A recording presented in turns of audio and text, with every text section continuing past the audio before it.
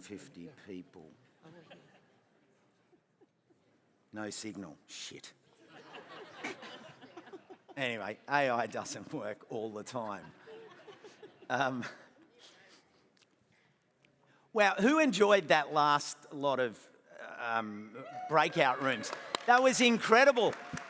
Seriously, I got to move around when I'm excited because there was so many good talks going on. Remember that you can watch them later, because I know I'll be watching most of them later because I barely scratched the surface. But if you're in the one on just the cats on KI and what that technology is doing and what that could mean for like councils managing large amounts of those problems, but then how that spin-off can help community groups to manage feral animals. That was, and I didn't even get to that one. I just spoke to some people that were coming out. So that was their excitement rubbing off on me. Like, seriously, and that's something that I was buzzing. I wish I'd made it to that. But I was in at the YAN, the YAS area network. You get it, it's an acronym, it's something like that. But yes, that's all you need to know. Doing amazing things, only 7 years. And, you know, what was my point there? Moving from a project to a program. Like, that's big information for anyone, particularly in the early stages of your journey in Landcare. Like, there was some amazing information and some of the links that were in that. This was storytelling with a strong, inclusive narrative which helps volunteers know they are part of something bigger. And that's really what Landcare logo is about. L-I-F-E, Landcare is for everyone. But that was an incredible project to catch. If you didn't catch it on the replay. And then the other one I wanted to talk about was the Grampians Pyrenees biolinks. Getting you, yeah, where are you? It was a muffled you. I would have preferred it a bit louder. But these is just 3 of the however many have gone on today. And I'm frothing about it. Genuinely frothing about that project that I stood in on and saw how they're using citizen science, iNaturalist and bird weather to change their local volunteers and make them froth deluxe about the science that they're applying to the small spaces through the incubator. Well, I thought they said incubator and it was indicator, but I like that anyway because language is so important. The indicator species and the idea of a coordinated team approach across region and scale. Like, there was so much going on in that, and I know that the other talks would have been the same. So for that as a launchpad and as a setting, and I love my panel because they got up here before so that I didn't have to wait for them. But this is our final session for the day. And you know, the one thing I want to say before we go, we're at that balance point of the conference, right? Let's just slow it down. There's no rush. We've come a long way to be here. You know, when you're on that holiday and all of a sudden you realise you're actually now starting to head home because we're getting to the back end, not the front end where you're just going, I'm away. Like, we're away, we're off and away yesterday, we're off this morning. Now we've got tomorrow and then there's field trips and then you're off. So let's slow it right down now and really enjoy this final panel. Enjoy tonight and the networking, and then fire up tomorrow for another great day of discussions and presentations. So our final panel for today, oh, there they are.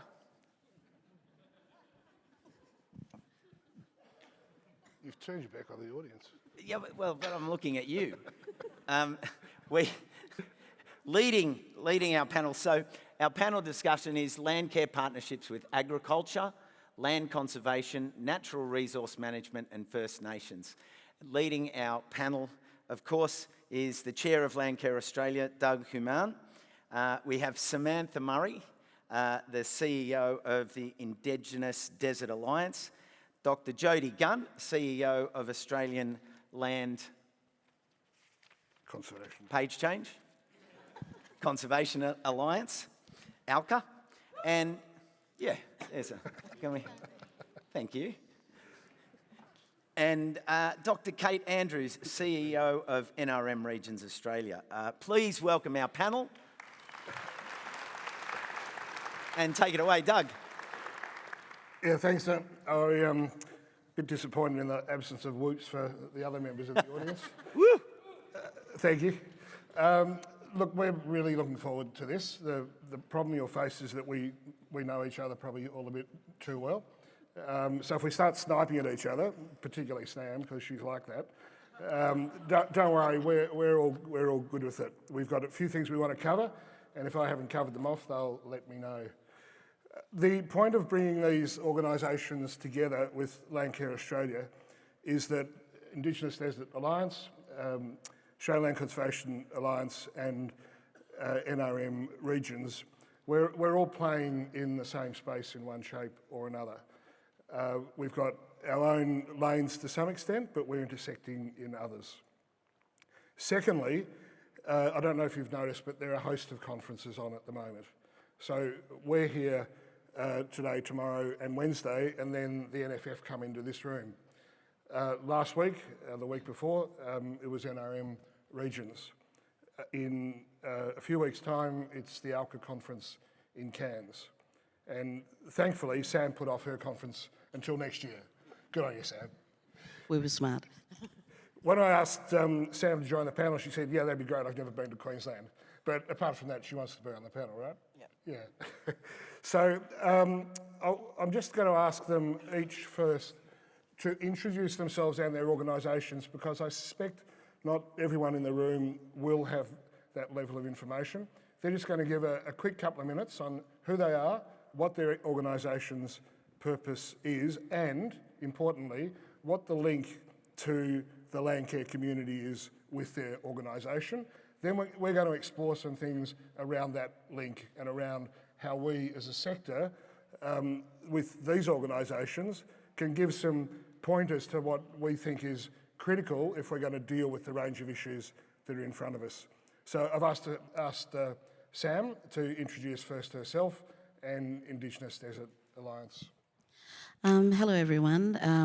Yeah, it's my first time in Gold Coast, and want to do a shout out as a Spinifex desert woman from Western Desert, other side in WA, to say thank you to the First Nation mob who welcomed us all here. It's a big deal for me to come a long way to come here. So Indigenous Desert Alliance, we purely focus on desert rangers. We support desert ranger teams out in the middle of Australia, and that's in the WA, Northern Territory, SA, and a little bit of Queensland. We support the desert ranger teams that are out there in all manners of ways, with fire support, ecological support, mentoring, exchanges, leadership programs. We just are a not-for-profit organisation that have members made up of those groups. It's not a gym, anyone can leave at any time, and it's free. And we purely just support each other. You're not going to get texts from us saying, are you coming back? Do we miss you? Maybe an email from me. But yeah, our whole business is purely supporting desert ranger teams. It was created as an advocacy organisation for groups out there in the middle of Australia, and just to elevate the desert voices out there for caring for country. Thanks, Sam. Great to be here, and thanks for having us at the Landcare Conference. Jody Gunn, I'm the CEO of the Australian Land Conservation Alliance. The Alliance represents organisations that protect, manage and restore nature right across Australia. The purpose really fundamentally is to scale their work. And so that looks like a number of things. It looks like building the capacity and capability of the sector. When I talk about sector, we've got about 19 member organisations.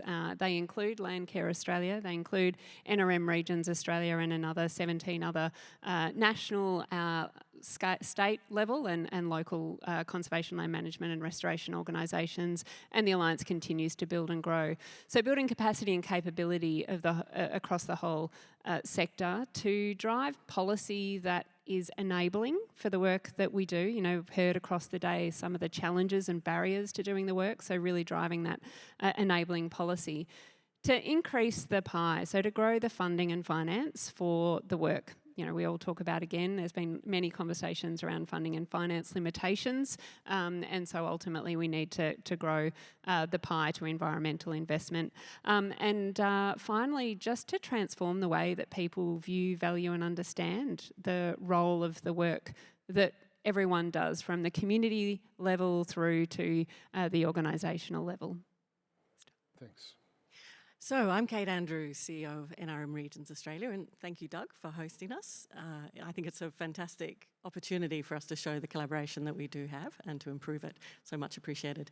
I'd also like to say thank you for our welcome to country this morning, also much appreciated. And I'd like to also acknowledge just the generosity of sharing of knowledge from traditional owners right across the country that I think I've personally benefited from, but I think also all of our groups and NRM regions benefit from as well. So as CEO of NRM Regions Australia, I am basically the CEO of the peak body for all of the regional NRM organisations, and you'll know them under different guises and different names. There's quite a diversity. So local land services, I've got some of them in the room. Landscape boards, for example, the Kangaroo Island example that Costa called out was one of our fabulous landscape boards in South Australia. We have the catchment management authorities, we have the NRMers up in Queensland, and etc. across the country. So just quickly, I'm sure some of you will know there's quite a diversity of legal structures. So some of our guys are NGOs, some of them are statutory bodies with government. But basically we all have the same principles and we're all recognised by the federal government as management units. And the reason that is because after decades of investment into sustainable lag and environment last century, I hate saying that, makes me feel really old, but it was recognised that for us to be able to scale up and get the change we needed, we actually needed to be able to integrate. So across all the tenures and all the stakeholders and different land uses, we had to work at a scale that meant we weren't just doing paddock by paddock or ad hoc patchy. We had to bring that all together to get the change we needed. So Australia was the first continent in the world, first country, to decide to regionalise integrated natural resource management. So it's about 25 years since that decision was made, and that was based upon integrated catchment management and that sort of model, so the catchment management authorities in Victoria, for example.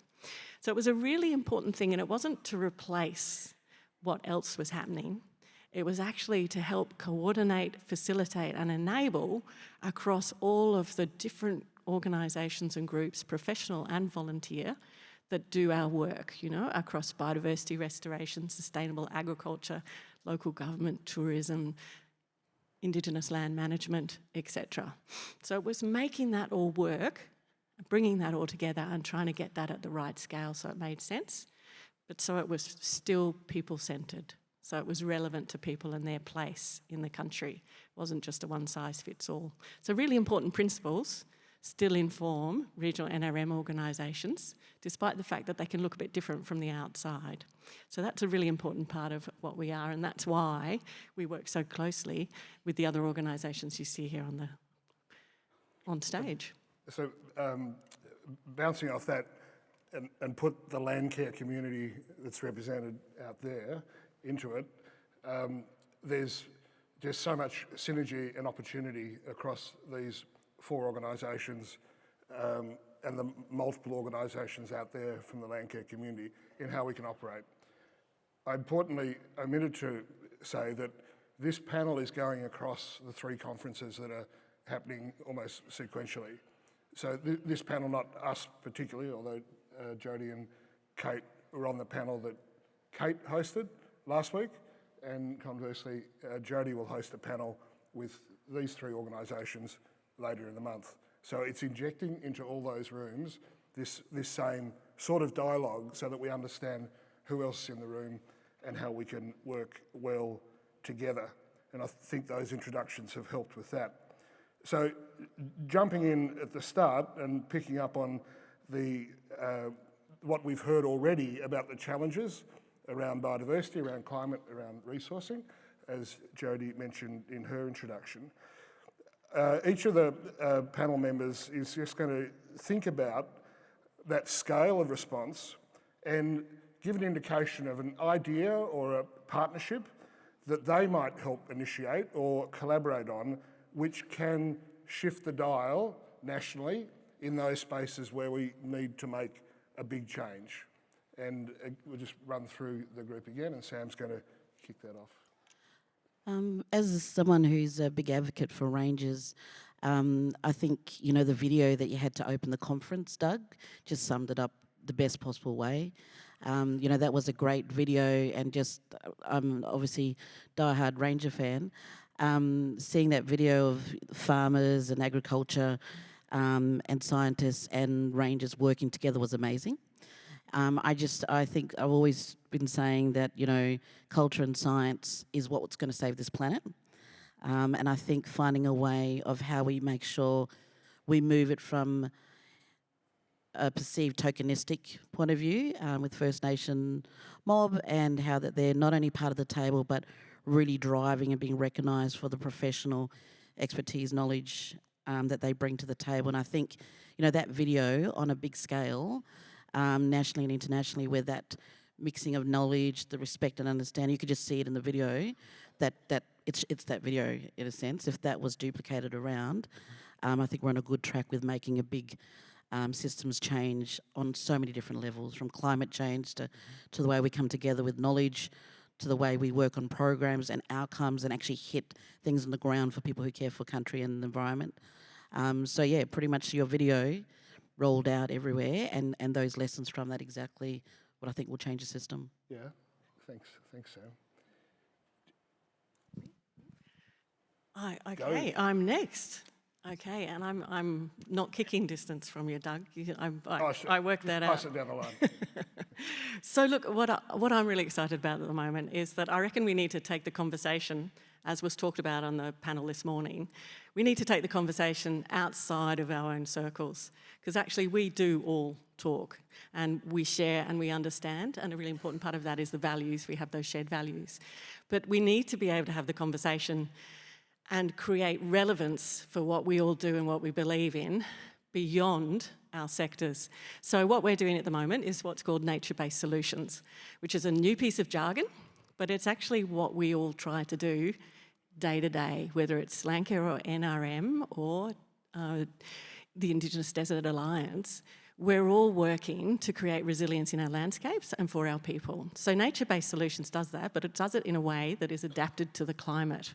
So we've managed to get some money to do trials of nature-based solutions, so we could show the insurance industry, we could show the finance sector, we could show government that we can reduce risk, and we can quantify how we reduce risk of climate change and extreme events for all of those factors: infrastructure, people, environment, industry, agriculture, etc. So that for us is a really big game changer, and we're working with people like Engineers Australia, Emergency Services, Green Cross. We've really reached out and we're trying to get that relevance in that conversation to say it's worth your while to invest in all that great work we do, because we can show what it delivers for you in how it reduces risk and increases resilience. And that is becoming so significant now as we see the impacts of these extreme events for international corporations, for national governments, as well as right down to that local scale. So that's a really good way, I think, that we can mobilise different sorts of finance, we can create that relevance, and we can actually get the scaling up that we require, but done in a place-based way. So not just smeared across the landscape, it has to be done in a relevant way. Quick example is a trial we're doing in Southwest NRM and WA, green fire breaks. There's been some great research being done by some of your members as well, and what we're doing is looking at how fire-resistant vegetation can reduce fire risk around properties or areas of significance, perhaps even cultural significance. Really, really important work, and it's about working with the researchers, working with the landholders, working with emergency services, and working with, as I said, insurance industry to get that traction and that buy-in. So some really exciting stuff happening there, and I think we can really create substantial change with that level of work. And I think as part of that, one of the elements that either gets built within that or sits above that is, and it was discussed yesterday at the First Nations field trip, is an idea of a restoration strategy. Now in Australia we don't have one at the scale that we need that's going to drive the kind of investment and support that's needed to deal with the challenges that we have. So you may have seen, obviously the climate report came out last week. The National Adaptation Plans also came out last week. So there are 6 sector plans, and one of those, you know, as has been discussed, is the Ag and Land Use Sector Plan. There's some detail in that is quite stark and very clear and really paints the need for a strategy to be in place. So it identified nature as one of the lowest cost carbon sinks. It also identified a dramatic role for land-based carbon removals.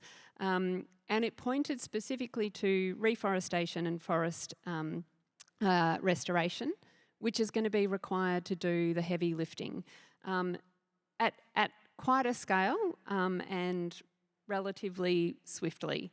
In addition, Australia has signed up to the Global Biodiversity Framework. There is a target in there called Target 2, which is a restoration target. So at the moment, we've set ourselves some pretty significant targets, and at the moment we don't have a really clear action plan for actually how we're going to get there and how we're going to deliver that at scale. So I think increased coordination, collaboration. There are many people talking about drafting. There's already drafts in place around restoration strategies.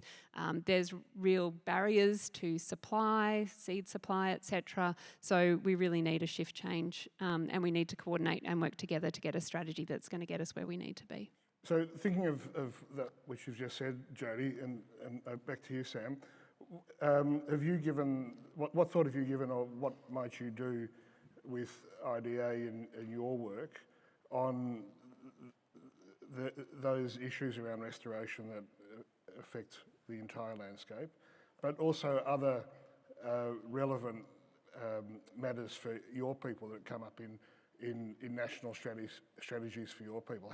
Where does that intersection take place in your mind, and what is your organisation doing, and how can these other organisations participate in the outcomes you're seeking?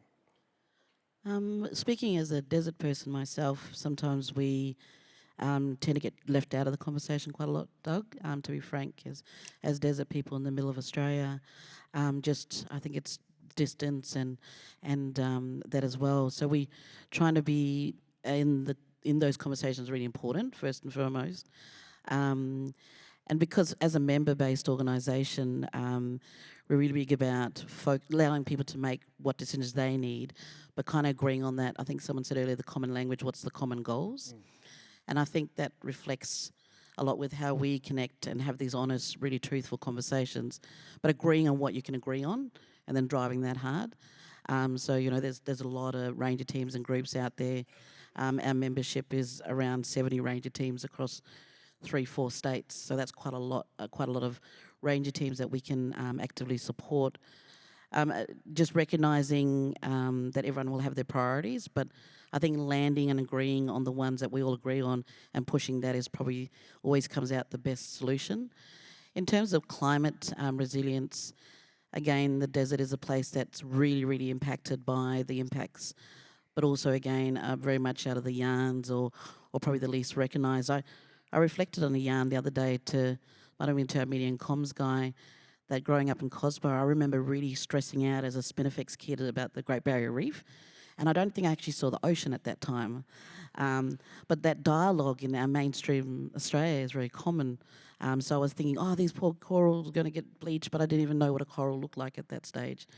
But, you know, something like the desert isn't well known about the temperatures and the fires and the buffel grass and the camels and that. So I think adaptation, I think First Nation people are really incredibly great at adapting to a changing environment. We've done that for, you know, thousands and thousands of years. We've adapted as people with our environment. And I remember talking to an elder and they said, what this means now, Sam, is as mob we have to adapt, but just a lot more quicker now. So I think for us, it's that's something that we're really good at, adapting. And we kind of know what's at hand because we're living and working and being there. So a lot of these topics and subjects aren't something that comes up and down. It's something, it's our life in a way. So we're constantly adapting with it as we go along. But I think the direct conversations across sectors is what we need to get at, and really honest. I mean, both Jody and Kate and I, knowing each other a little while now, having those honest conversations, like, that's not going to work for my org, that might work for your organisation, this might not work for my members, what about this, what if we land in the middle? But I think it has to be honest combos, because I think, you know, we're all here, all care about the land and environment, all might have different priorities, but I think everyone in this room genuinely cares about the environment that they're working on and that they're living on, and I think that's a common goal completely there. It's just the honest yarns and the cutting through and landing somewhere where we all comfortably agree and endorse it. I think that's going to really shift, but we have to have some tough convos, and we have to probably agree we're not always going to agree, and how we get through that. And I think that's like any friendship in a way. But yeah, that's sort of a long-winded way, but yeah. That's great. I'm going to come back to you, Jody. I'm just going to say to the audience that we're riffing off a question which was going to be about how fit-for-purpose organisations are and what they might do differently. So I think we've gone there beautifully, and we've, and Jody, you say what you want to say, but I'll put in a question to it, or a tone to it as well. So thinking of Sam, we don't want to leave people behind, so desert people, let's just say. We have to adapt, we have to be purpose-driven. How does that impact the way ALCA grows your business model? And I'll ask the same of you, because you're both representing all of Australia in your organisations.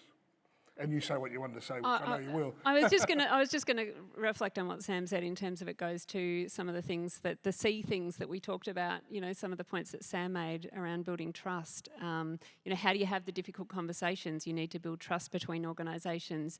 You need to have conversations. You need to coordinate or collaborate. So yeah, I was just going to reflect on some of the points that Sam made that go back to the points that were made right at the beginning of the day around trust, relationships, conversations that I think we need to keep having. Can you segue further into? Yes, yeah. Absolutely. So how, if I've got your question right. How or if you need to adapt ALCA to... Yeah. So we are continuing to adapt. If I go back to when ALCA established itself back in 2011-12, it was an organisation that was founded by the organisations at the state level that developed permanent protection methods, permanent protection covenants or agreements. We're very focused on ensuring that biodiversity was protected, recognising that it costs more to protect it before it's lost, and how, you know, with a continuing declining environment, how critical that is. But the organisation adapted and expanded and started to include other kinds of organisations, organisations that are managing land, organisations that are restoring land, and again continues to adapt. In 2024, we brought on board our First Nations organisations as members. Our membership expansion strategy is really focused on increasing the diversity of organisations that we represent, recognising that there are many ways of protecting, managing and restoring nature. So, and land. So continuously adapting. And if I can, well, I'll let you answer, and then I might segue back to the other question that you had before. So we're actually quite a young organisation as a peak body. We only formed about 5 years ago. And one thing I did want to call out while I'm here, because I have one of my directors is in the room and happens to be on the board of the National Landcare Network as well. So I did want to just show there's a lot of instances like that, you know, where we actually do work together and across our organisations. But having said that, we do really different sorts of things as well.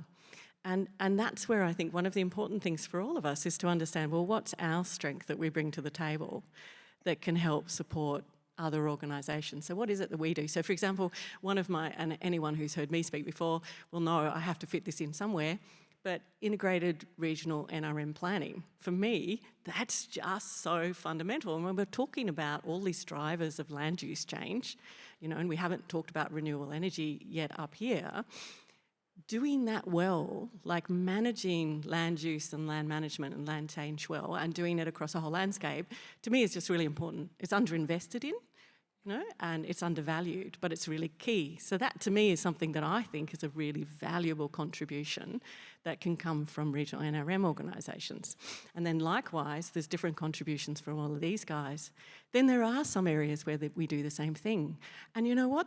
That's okay, because if any of you do complex systems theory, when you look at how do we make a system actually really strong, having extra and overlap and buffer in a system is actually a really good thing, because every now and again you lose some of that capacity.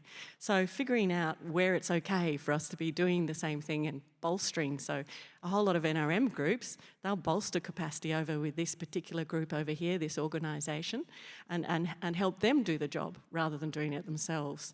That's all part of how we work together as a sector. The other thing I wanted to bring out was actually Sam's point, and as someone who's spent a lot of time working out in the rangelands in Central Australia and the North, is when some of our cohort, some of our friends are going to be more vulnerable to some of the changes we have ahead, how do we pull together to actually work for them and help in that instance? Because it's not always about us. And that's where I think that strength of collaboration really shows, is when you're actually pitching in to make sure that message is heard and that there's a follow-up on that. So that's a really important part to me of this picture as well. And that's something that we've been a bit like a startup over the last 5 years, going from nothing to building up to having the capacity to engage and become a part of this team to make this point. Another point we've actually made before that I just want to throw in too is sometimes it's really good having us come together to make a statement or come in as one, and sometimes it's actually really useful having everyone come from a slightly different angle but push the same point. Yeah? So there's all these different ways that we figure out how is it that we can have the most impact as different organisations, but really building upon each other's strengths or helping build each other's strengths if we can manage to do that. So I'm just going to ask one more question, and feel free to add bits and pieces when we get the audience questions in a moment as well. This is a live one about younger people working in our sector, our sectors, and it's common across Landcare, Indigenous groups, conservation groups, NRM groups, the Landcare community, that we have an abundance of people that want to work in the sector, are equipped to work in the sector, might even get a job in the sector, but it doesn't go anywhere, either in that job, which doesn't get sufficient ongoing remuneration, or there's not a career path. Having been in the environment sector for 30 years, it's actually changed a lot. When there used to just be a handful of organisations with a dozen employees, and now, your bush heritages and AWCs are at 200 and 300 employees. So with that context, and I was talking to Sam about this earlier with respect to rangers. This is a big issue, obviously, in the ranger community. And people have been coming up to me in the last 24 hours, as they do every Landcare conference. And it's all about how do we support our young people? How do we support that career development? What's your response to that? And how are you doing it? And how can we do it better collectively? We have the conference every year we did in Ulara, and when we talk to ranger groups and coordinators, there's quite a big gap of not enough coordinators out in the desert space, land management space. There's lots of jobs that are available, and what we found was that people want to go out there and connect with desert or go and work with desert ranger groups, but I didn't quite know how to get out there. And if you speak to any ranger coordinators out in the desert, some of them have just fallen into that job. They've either moved from Sydney and they were a chippy and followed a girlfriend to Alice Springs, and suddenly there's a ranger coordinator and they've been there for 20 years. And that's a very common story in Alice Springs. So it's kind of not a direct pathway if you didn't go through ecology or anthropology. So what we decided after hearing that from members going, we've got quite a big space, we really want to how do we get people out here and employ them out? And so about 3 years ago, we decided to model a little bit on the Aurora program, which is getting people who are starting to be lawyers to do internships. So we decided to create our own desert Indigenous land management internship. So what it equates to, it's 1 week in the IDA office where they'll spend the team and time with me, with the fire officers, the ecologist, the sector development, the regional team, the HR, and they'll spend a week there in Perth with us. And then we went out to the membership and said, could you house an intern? We will support you, but can you house an intern? And our membership were like, we want to do it. You know, we didn't promise anyone a job. We didn't promise that they'd have someone at the end of it. But the fact that the membership said, we want to take 2 people, 1 person out for 2 weeks, we will take them into our team and the ranger team. We will make them, you know, work alongside our ranger coordinator. We will look after these mob for 2 weeks and show them what life is like out there. And then after that, they came back for a week, and then we did a debrief with the IDA team and myself, checking that they're all good. In our first year, we're in our 3rd year now, and we rolled out 8 interns. We had 8 intern spots. The amount of applicants just for those 8 positions, we had 129 applicants that wanted a 4-week stint out in the desert. Very well supported education and that. And then what we do is, out of that, we already have, I think, a third of them already employed. It turned out well. And I say every time to those interns, you might go out to the desert and you might not like it. And at least this is a taste, and then it's not sort of letting anyone down. And that's just a small way where we've tried to go, okay, there's obviously a keenness that people want to go and work out there.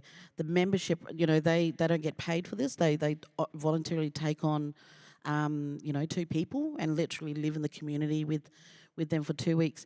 So that's one example of how we've tried to do that. And we're hopefully, 3rd year in, we want to, support our members to do that process themselves, so then they can hold a process where they bring in people.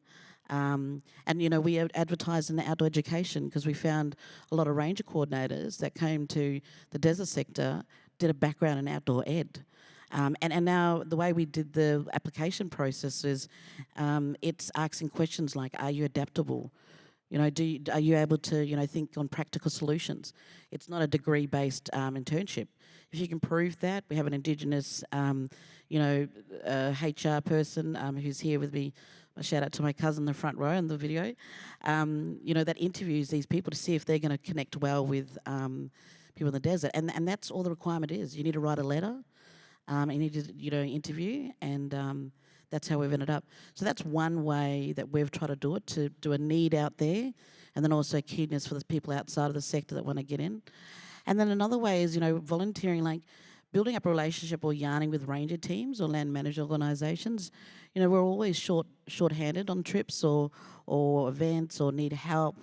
And you might need to jump through a couple of hoops, maybe, working with children checks or forward drive training. But if you build up a good relationship with ranger teams or build up a good connection, I'm pretty sure there's some ranger teams in your areas that are like, well, we'd love to have a helping hand at this event, or would love to help us, go out and do some revegetation work.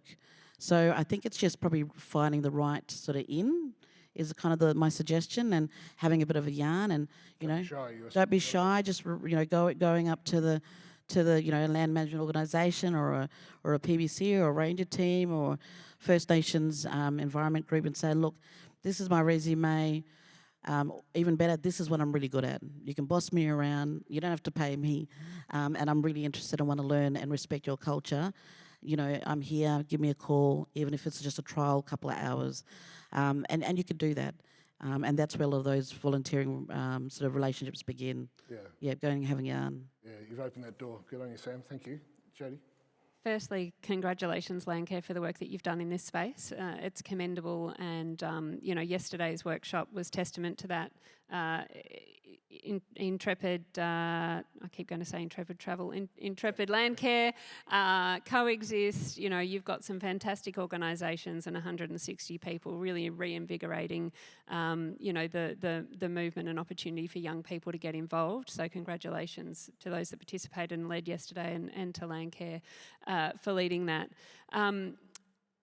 I was a young person once.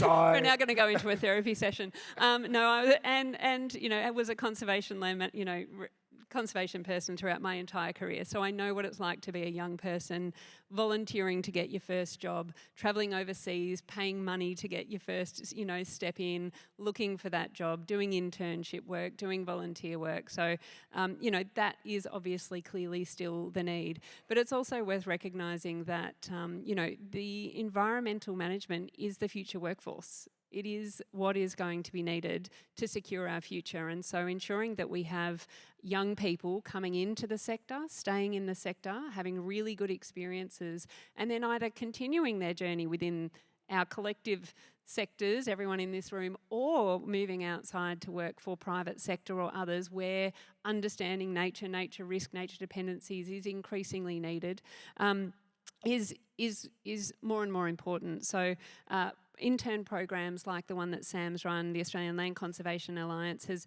drawn on the experiences of groups like IDA through, again, just demonstrating collaborative partnership moving across in the development of our own intern program that's not targeted towards Indigenous land management, but drawing on the expertise of IDA to do some learning modules around that space that provides opportunities that will be piloted later in the year, providing opportunities for ongoing learning and career development pathways for young people. It's vital for our future. So what am I going to add? Just quickly that I think this is important at different scales as well. So it's about the career and getting into the organisation, but it's also about the decision-making roles in an organisation. So we have emerging leaders programs for example, board membership, because it's really important that we're not just getting those startup positions coming through with young people who will come up and through, but that we can have that insight embedded at different levels of an organisation in different ways. So that's a really important aspect. Likewise, mentoring. So we're about to scale up. So Queensland have a fantastic mentoring program that we're probably taking nationally. But one of the things that I want to say I love about working in regional NRM is I reckon we do a really good job at looking after each other. And I've just seen some of the best kick-ass young women come through who are now CEOs of regional NRM organisations who are just fantastic managers. They really connect with their people in their place, and they've come through because of the mentoring and the care that's been paid in helping them come up from starting off as perhaps just a conservation officer or whatever, and then now running these organisations. And having that level of really engaged, competent women who have been taken up through those organisations and now just scoring goals across the country, to me is just testament of some of the great work that's happening, and it's stuff that makes me feel really positive about the future. A shout out off the back of that to Women's Environmental Leadership Australia. I know a number of people in Landcare Australia and Landcare have done those courses, which are a brilliant way for young women to grow their leadership competencies. Over to you, Costa, for questions. And when we close off, I'll just ask you to make a remark, if anything else you want to say.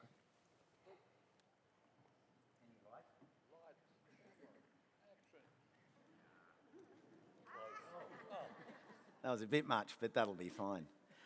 Wow, what a fantastic final question that you've just each elaborated on so extensively. And, being there yesterday, feeling the energy in that room, seeing the work that Intrepid and Coexist and Urban Gorillas and Wild Ventures are doing. This next stage, it's all those stepping stones to be able to support them to continue to bring in, through their dialogue, their onboarding of their networks. That's the real next level where we can keep them, bring them into this orbit, but allow their networks and their nets to bring people into their world. That's the exciting part, and that's what I could feel was building by that event. And, it's just great to, Intrepid and all of the groups, Intrepid, Coexist, Wild Ventures, Urban Gorillas,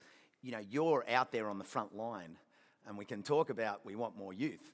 You're the ones that have that gateway to them, and it's fantastic that you're here and you're making that change and the connection with these organisations, most importantly, for that bigger level change. Now, the first question I kind of like this one because it says, if there were another seat on the panel, who would you offer it to in order to strengthen corroboration and collaboration between our groups? What a great question. That's a really good question. Who wants to go? I'd probably put maybe government yarning, like yarning up with government. Jim Chalmers, Sam. We didn't get to talking about the money, did we? Money That was on our. That was Just on our. money, what not you- just what money. you've done, Embedding Jody, is, change. Embedding change. There's so much we haven't talked about. Aren't you thankful that Costa's going to kick us off? But Jim Chalmers, Treasury, it's not just about our ministers. It's about central agencies. It's about the PM. It's Well, that's about what invasive cabinet. So this is it. This is what I was saying about getting outside of the circle, the conversation we have, and going further. And it's fine to win over our ministers, but if they don't have the power when they walk into cabinet or expenditure review committee, if our stuff is not embedded in a meaningful way across government decision making, as was discussed throughout today, then we're not going to get the scale of change that we need. So Jim Chalmers here, next time, I'm going to throw that to you as a challenge, Doug. Well, you can buy it. Next Landcare conference, we want Jim or equivalent here at the You pay table. $20,000 And at just the tell him ball. Costa's going to be here, and we'll have him here immediately. You watch. So, Jody, you had AEGN, of course, at some of your events, Australian Environmental. Yeah. So going to money, Practice. where is the money? Yeah. So government, treasury, philanthropy. So having AGN or Philanthropy Australia at the table, they're supporting all of our collective works, and we need to see more of that. And the other thing would be thinking about, we've had. When you think about the other sort of third pillar for increasing funding, there's private sector as well. We had Rabobank on the table. It's good to have some banks in the discussion. But I'd also say, just taking it back to that previous conversation, the young person. So Kurt, because you whooped me, you can come up to the stage next. Can I make one other point about that too? Because there is an elephant. Well, actually, wait a check, because we'll get another question. Because you're going to But this is I'm not going to sum. I'm not going to sum up. You'll get a No, sum no, up. no. I am going to push back on this Well, you one won't get because another this is chance. about Jim Chalmers. That's cool. I'm willing to give up got my last 30 chance, seconds. Doug. You see, this is what it's really like behind the scenes: collaboration. It's basically, can we boss Doug up to get our own way on this one? I just want to say another reason why we need Treasury and others at the table is that less money is spent on fixing the environment than in subsidising harmful activities to the environment, yeah? Yeah, exactly. So you can keep distracting us over here where we're pissing into the wind, playing these games about getting more money, but meanwhile, all of this has been spent creating the problems we're trying to fix. So there's also a really important thing that we need to engage in, which is we're never going to win if that keeps happening. So how do we bring that to the table? And that's another important thing about who needs to be here at the table. Otherwise, we're just working on the fringes. Sorry, I just had That's a to great get that question. out. Thank you. Have you got another one, Costa? Sorry, I was just... Oh, sorry, I got it. It took me a while, Costa. It took me a while. Was it This a is bit- like charades. Okay, I got on it. that side of the stage. Yeah. Yeah, do you want to brush yourself off? Oh, no, it was Yeah, okay. good control. Okay, our next... And thank you to whoever that was that asked that question. That was a ripper. What is a pressing issue you wish to address together that you couldn't if you operated alone? That's another. Professionalisation. Burner. Yeah, I think we had this question before and came up with a few answers on this one, but I think workforce planning is a really key issue for all of our organisations. I think taking it back one step, there's definitely the funding and finance piece, yes? So we are all collectively working to drive more funding and finance into all of our collective sectors and agree that we need to... There's a range of different things we've been talking about that we need to be doing collectively to advance that. One of those was coming together, so a real life example in advance of the productivity roundtable that occurred a few weeks ago, coming together as a group of CEOs across 25 organisations, looking at what was happening on the productivity roundtable and making a statement towards that said, actually, here's what we think we need because we're not going to be at the table.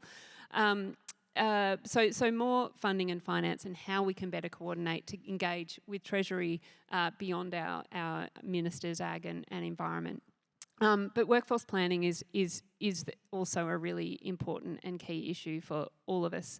Collectively, we all run annual conferences. That's about capacity and capability building. That's about building up, just us silly ones do the annual conference. But all about capacity and capability building. But we also all deliver a range of other capacity and capability building programs to support our sector's needs. But a broader workforce planning issue. What are the skills and capabilities for the future environmental and management restoration sector? And what do we currently have and how do we get there? So there is absolutely a collective piece around workforce planning that I'm pretty sure we've all committed to doing together. And if we haven't, I've just signed everyone up for it now. Did you all hear that? Yes, good. We might use this as closing as well. So do you want to go? I think just, being able to yarn better across the pillars and the sectors, I think is good. I mean, we do that well, and I think that's a personality. We get up to mischief, the three of us. But I think if we manage to get across the pillars, the sectors and all the different silos, I think we'll be stronger collectively together. I mean, you asked me a question, Doug, like I've never really had much to do with Landcare, first time in Gold Coast, but I can see a natural connection with people who work the country as farmers and people in agriculture, because that's another cohort of people from an Indigenous perspective that, hand down knowledge to their kids. It's really impressive when I hear farmers who've got sixth generation, like that's really cool to me from an Indigenous perspective, like that handing down knowledge and experience of that land that you're working, putting your heart and soul in, is something for me as a desert person really resonates for me. But I've never had anything to do with Landcare and, came over as a favour to Doug in a way.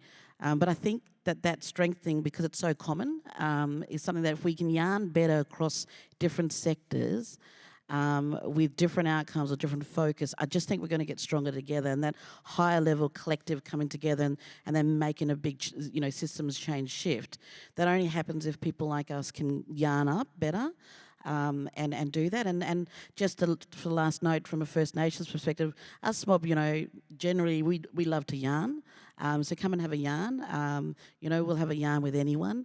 So I think, that fear of, upsetting, if you do it always right way, culturally right way, respectfully, we'll always be open for a yarn, because as First Nation people, we love the country, we care for country, and so we're another group of people like everyone else here that cares for the environment. So I think if we can yarn better, Doug, and actually put some focus in yarning better as individual peoples from different worlds, that big picture about changing and shifting means that we can tackle that big stuff like the climate change stuff, and tackle that big stuff about what we all got to get to do. Yeah. Thanks, Sam. We're going to have to close it off. We're running over time and have a drinks session to go to. Can you please thank Kate Andrews, Jody Gunn and Sam Murray. Thanks, Foster. Well, thank you, Doug, and thanks to the panel. What a great way to finish. I think one of the themes, and I think one of the intents of a conference like this is about aspiration. We've seen it in the talks. We see it in the title of the conference: Landcare, Nature, Agriculture, Land and People, Positive.